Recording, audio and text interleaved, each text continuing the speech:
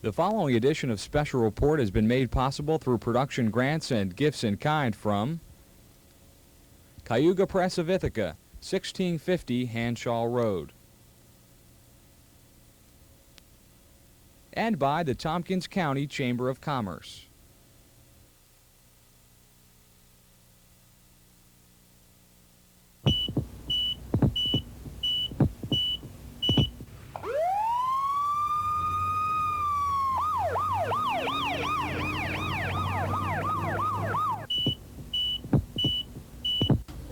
You guys, this girl's hurt. Breathe slow and easy. Okay, Daryl, you ever had an EKG before? No. Long board's over here, short board is right here. I need a second long board.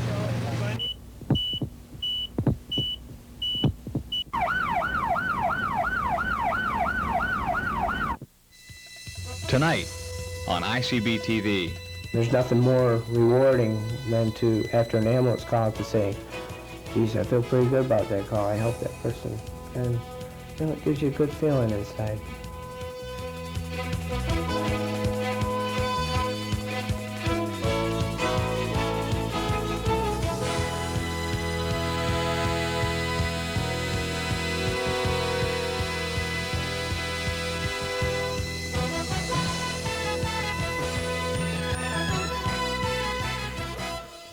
Tonight we present a special report, Tompkins County's Emergency Medical Services.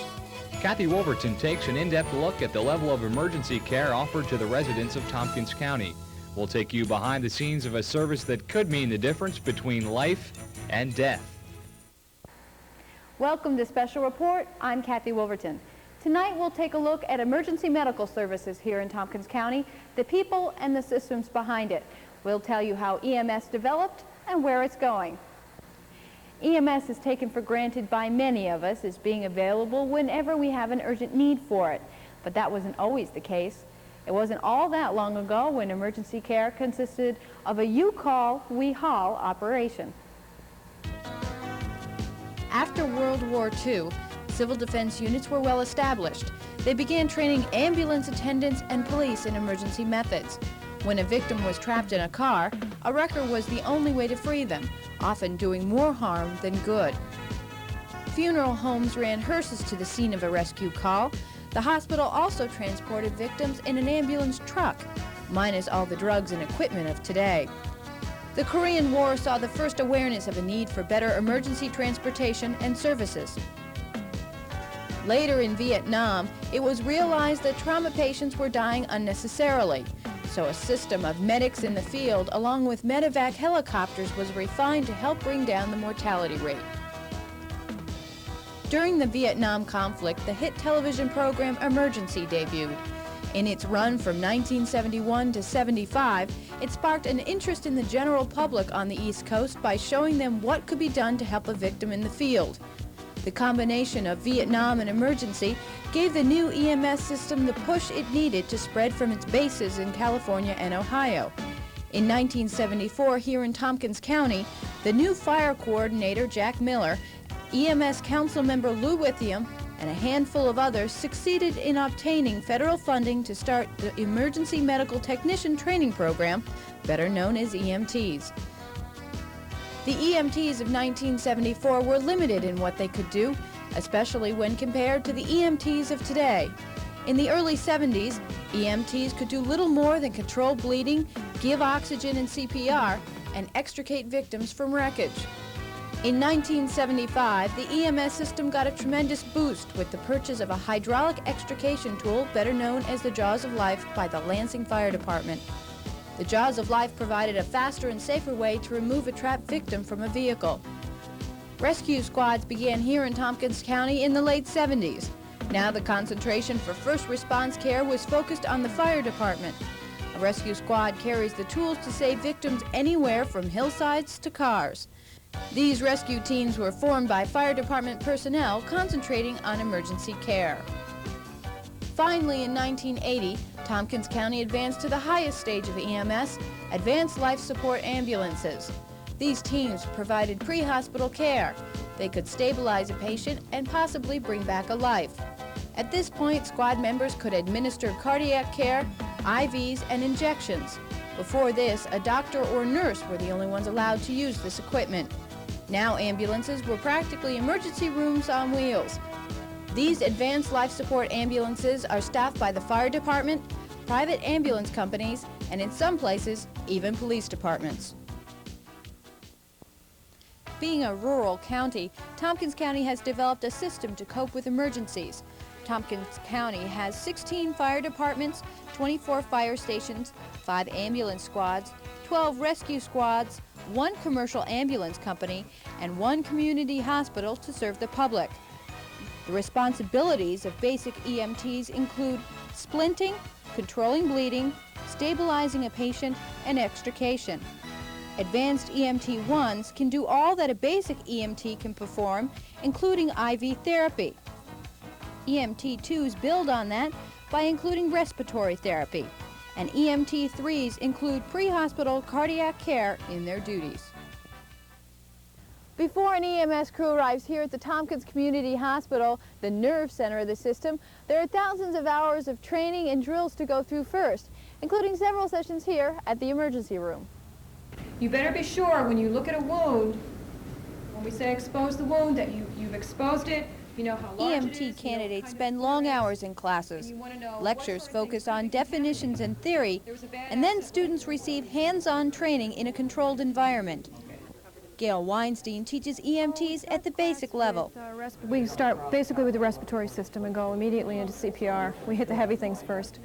From there we move into bleeding control, recognition and treatment of shock of patients in a variety of situations. We do fracture management, which we're covering now tonight. We go into a number of different head spinal injuries that you see a lot of in the field in motor vehicle accidents and a variety of farming accidents, that sort of thing. And then we go into, in the spring, medical emergencies. We cover childbirth. We cover psychological emergencies, death and dying, because we deal with that all the time in the field. And we cover a fair amount of lifting and moving patients who are hurt or injured, and trying at our best to prevent any further injury in the field. And then finally, we cover one whole day of extricating patients from cars, how you deal with a patient who's injured in the car and how you can safely immobilize them before you actually take them out of the car. It's a year-long course. It's full 2 semesters here at the community college. I believe there are 33 class sessions. Some are 3 hours long. Most of them are 3 hours long, and there are a few 4-hour sessions. And then the students also have to spend 10 hours in the emergency room at the hospital. Emergency medical people, of course, have taken training in caring for the health of the people, whether it be a severe motor vehicle accident, a trauma, a heart attack, to some extent chemical or exposures to hazardous materials. That is a ongoing training program that is administered by the State Health Department, and they are certified on a 3-year basis with recertification at the end of that period. EMT candidates train very hard in order to serve the medical needs of their community. But what motivates a person to devote so much time to a volunteer service? I'd say most of the people in this course are very kind people. They're interested in their fellow man, interested in preserving health of a community, and one of the things around here is that the communities are small enough so that you know everyone. And when that siren goes off or an ambulance call comes in, you wonder who it might be because you do know your friends. And there's a strong alliance and a strong allegiance to your community because of that. EMS has come a long way since 1974, but in the beginning, doctors and nurses were skeptical about letting civilians perform the duties of an emergency room staff member in the field. As far as giving someone the okay, go ahead and start an IV, or to administer certain cardiac drugs or something like that, they had a real lot of apprehension about going ahead and starting to let the EMTs in the field do that. I think locally there was some skepticism at first of whether the people were highly trained and trained properly. I think that disappeared quite quickly. Local doctors began to see that patients were coming in that with a chance of survival that might not have had that chance in previous years. that these people were doing a good job in the field and knew what they were doing. And it's like anything else new. I think it has to prove itself. Unfortunately, Tompkins County had a lot of dedicated EMTs, and it proved itself early. Advancing technology has played a major role in emergency care. Here at Tompkins County Emergency Control, where calls are received and dispatched, new state-of-the-art computerized equipment to be installed by July will enhance the already modern communication system. Fire and ambulance. Dispatchers set the EMS system into motion. They not only dispatch manpower and equipment, they also act as a helper over the phone until personnel arrives on the scene. A woman whose baby stopped breathing, had phlegm in its throat, and the dispatcher at the rescue squad was not only a dispatcher but was a trained first aider, and that dispatcher told the woman exactly what to do while the rescue squad was doing it, and she was able to do it by giving directions over the phone. Varna Rescue Dryden ambulance.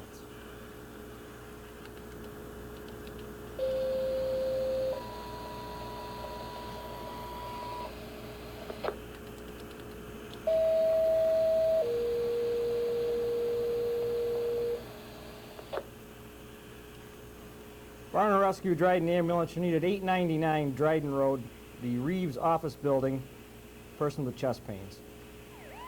Varna Rescue Dryden ambulance, 899 Dryden Road, the Reeves office building, person with chest pains.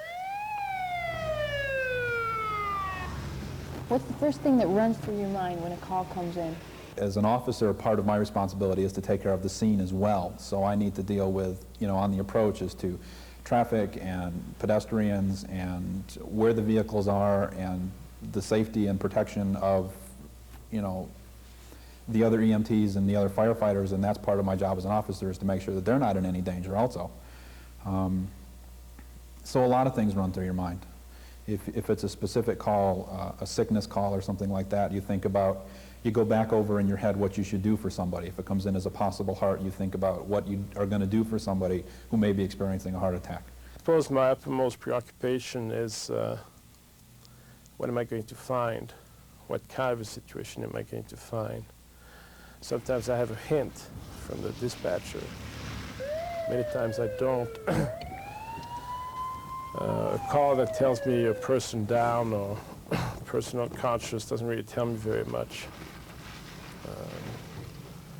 A person fell off a ladder and hurt its back tells me a lot more. Hello, where's the patient? Right over here, yes, chest pain. Okay, thank you. Hello there. Sounds like you got a little bit of a problem. Chest pains. Chest pains, huh? You ever have this before? No, never. Nope. I have trouble breathing. A lot of trouble breathing there, huh? Okay. Well, we're going to put you on a little bit of oxygen. That'll make it easier for you to breathe. Probably reduce those chest pains some. It's really bad. Okay. These little prongs are going to fit right up your nose. And these loops are going to go over your ears. There you go. Just try to breathe normally. What's your name? Carl. Carl. I'm going to take your blood pressure, okay? Chest pain, diaphoretic, very pale.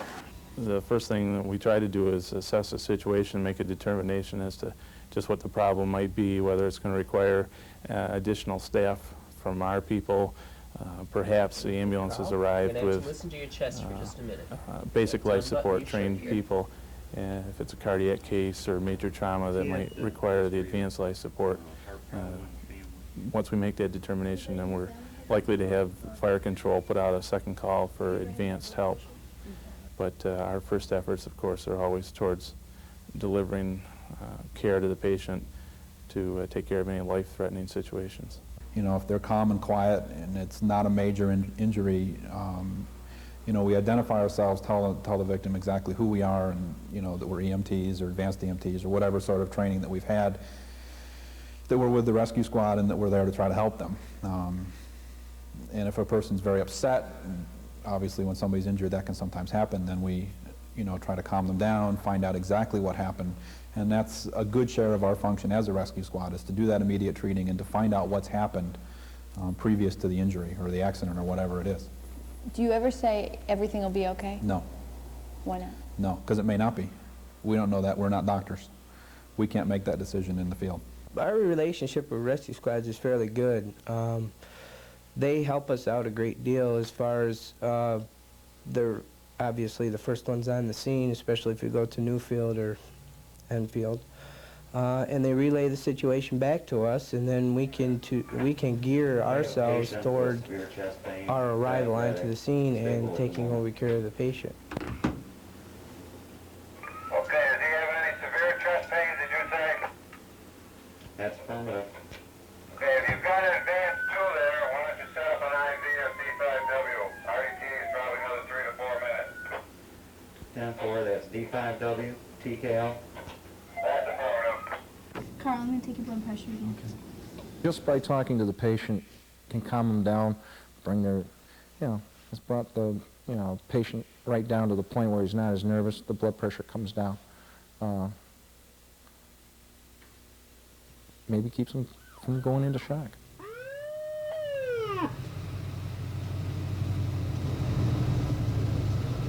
I think we've been lucky to have a very good working relationship with the ambulance personnel in the county. They're very receptive to the things that we suggest to them, and I think that we listen quite attentively to the things they tell us. Okay, we're going to have you take off your shirt, Carl. Okay. And we're going to start an IV on you. Here, It's let me just do in the work. case. You just Okay, what do you got, relax. Karen? This person was in an office environment. When we got here, he was experiencing severe chest pains. We listened to chest sounds, and there were rails in both lower lobes. He had breakfast, coffee and toast, and he has no allergies. Okay. And that's no allergies. Okay. He's more- You got the IV going? We're just establishing the IV now. Okay, how many liters of O2 do you have on? 10 liters of O2 by nasal canal. Okay, we'll get him on the monitor and get hold of the hospital. Ambulance personnel contact the emergency room at Tompkins Community Hospital through a telemetry radio called the Biophone.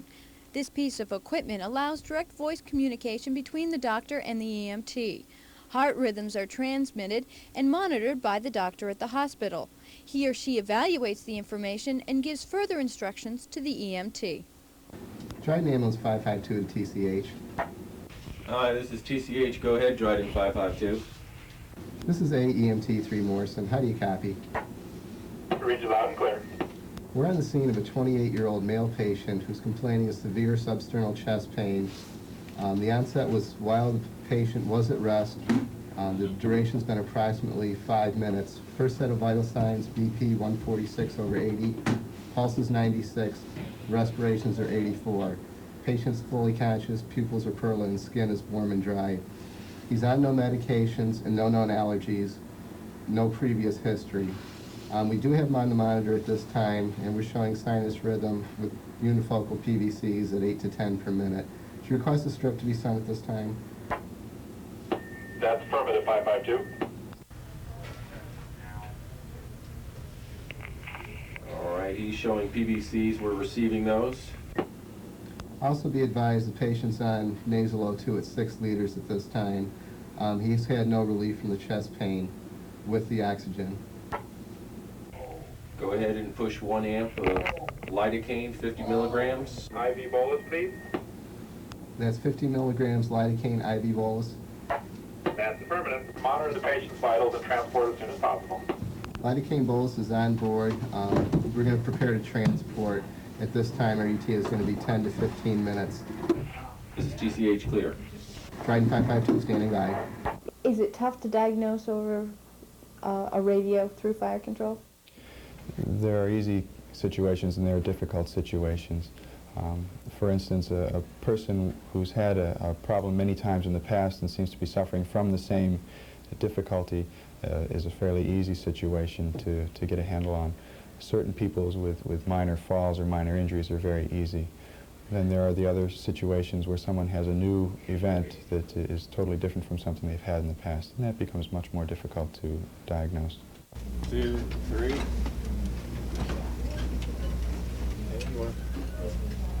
You having any chest pain right now? Fred, tell me, what's the history on this? Well, we got the call. He was just sitting in his chair when we got there behind his desk where he works at, and he said he's having a very difficult time breathing, and he couldn't lay down because it's much harder to breathe, so we started an IV on him because his chest pains were so severe. What did he look like at that time? He was cyanosis. Cyanotic. Yeah. Is there any diaphoresis? Might give you a headache. Yes, quite a bit. Okay. Did you hook him up to the monitor before you came in? Yes, we did. We was on him for about 3 or 4 minutes, and we noticed he was shooting some PVCs about 4, maybe 5 every minute and a half. The most recent statistics for Tompkins County show approximately 3,500 EMS runs a year. 2,700 were emergencies. Of these emergency calls, 380 were critical care runs. 153 substance abuse cases were reported. EMS crews attended 200 respiratory distress calls and 35 pregnancies. All of these high-tension calls can cause problems for EMS personnel, especially in dealing with stress. Stress is a very real part of the EMS system, and at this point there is no established city or county program to help the crews cope with mounting pressures on the job. When it comes to children, I guess children, you know, that are hurt, injured,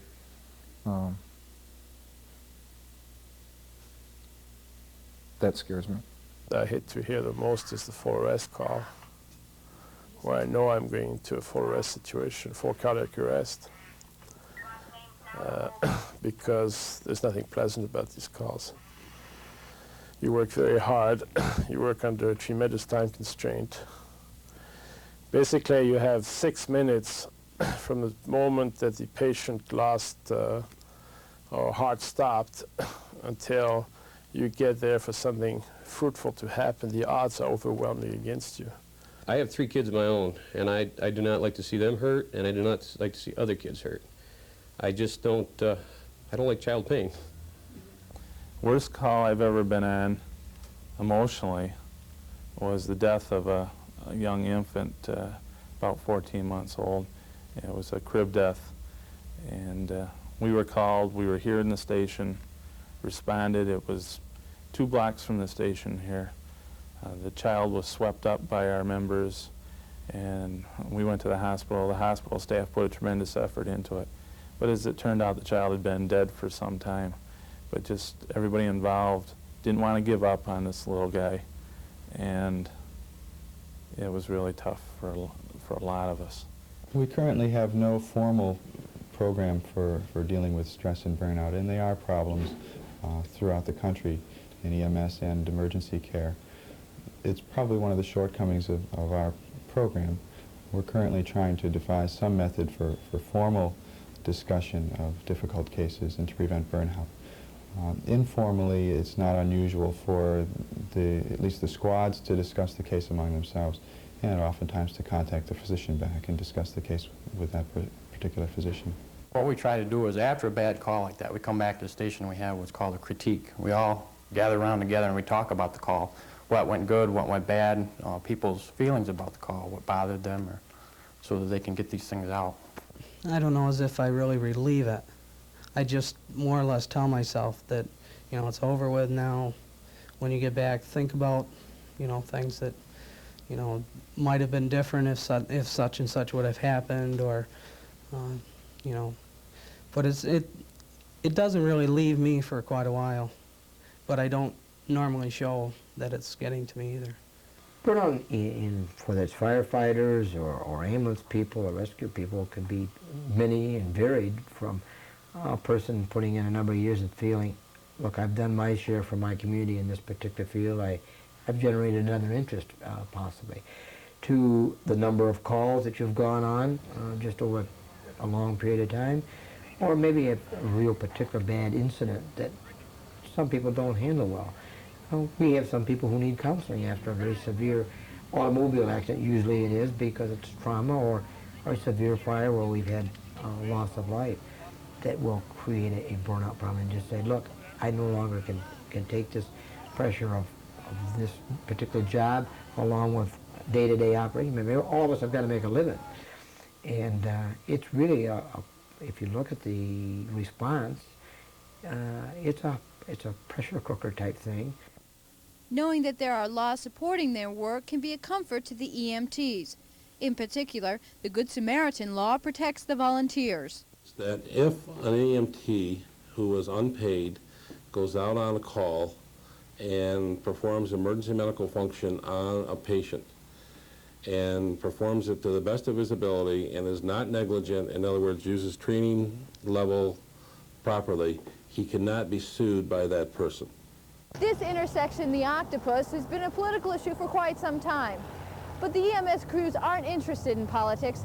They just want a safer and more reliable way to transport their patients to the hospital. If it's totally backed up and traffic's not moving hardly at all, the best thing to do is to walk out in the middle of the road and stop the downhill traffic. And then most of the ambulance drivers in town will then pull out into the opposing lane and come out and around because they know traffic is stopped. Oh, the Octopus is a real headache, I think. I've been surprised ever since I've been in this county that it's let to exist for so long. My opinion is that for the safety of the people in our county, we really need to improve on that. Access to the hospital is of critical importance, and the Octopus doesn't provide that. But what if there were no EMS in Tompkins County? The citizens would not get very good medical care, I think. I think it's imperative that there be an EMS program to provide that service to the people. Statistics prove that that first golden hour is some of it has been called, is very important to the EMS patient. What's done in that first hour determines many times the total outcome of that situation. And that's our look at the emergency medical services here in Tompkins County. In just a short time, we've gone from the You Call, We Haul operation to one of the most advanced systems of emergency care in the state. But it would not have been possible without the long hours of time and effort put in by the crews and administrators devoted to the idea of saving lives. For Special Report, I'm Kathy Wolverton. Good night.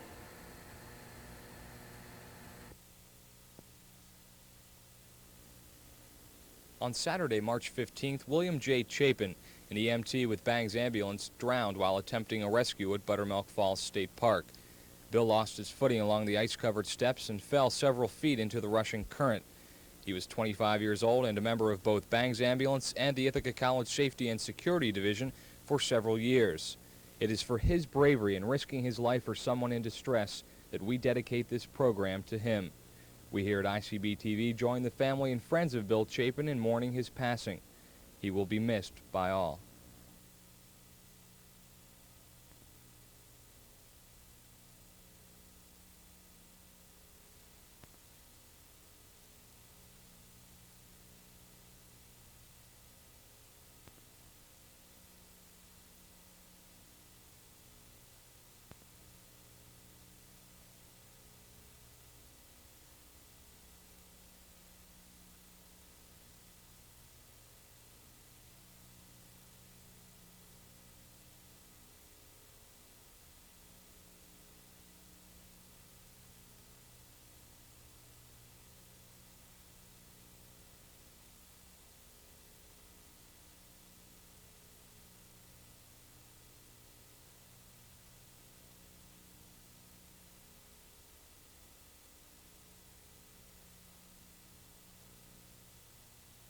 Special Report has been made possible through production grants and gifts in kind from Cayuga Press of Ithaca, 1650 Hanshaw Road, and by the Tompkins County Chamber of Commerce.